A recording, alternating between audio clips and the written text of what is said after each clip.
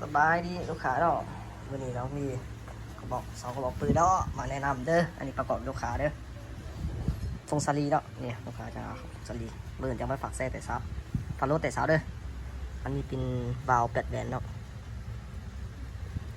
เรา40 เส้นเด้อเก็บเสียงยันเต็กเนาะทางกักบอนพูดตาเตโกเนาะกล้อง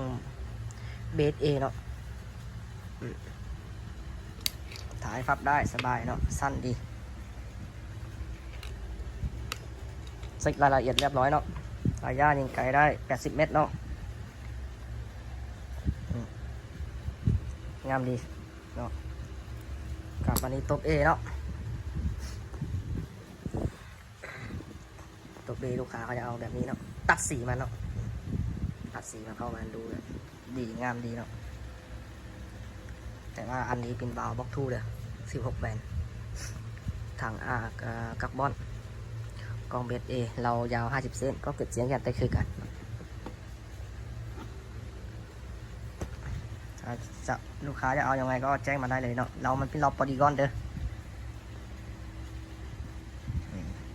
ประกอบแบบนี้นะครบสุดเลยมีสุกเติมลมมีลูกปืนแถม1 กับมันจังอยู่ที่10,800,000 กิฟต์เด้อตัวนี้มันจะเป็น12,500,000เด้อมาเป็นวาล์วบ็อกทูแล้วครบสุดเลยมีทับประกันเด้ออันนี้ก็สุดเฟรมของแฟกเตอร์เนาะสีทองเนาะ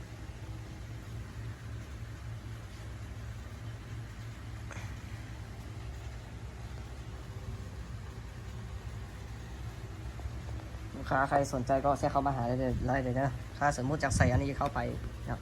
ก็ได้นะบอกน้องเราจะใส่อะไรเด้อทั้งอาลูนะอันนี้ใส่เปลี่ยนทั้งอาลูก็ได้เนาะมันงบพอแบบว่าเราก็เปลี่ยนทั้งอาลูค่าแบบว่าโหดลายเนาะจะเอาถังคาร์บอนนี่ของอาร์เซลนี่เนาะโอ้ถังนี้ดีเลย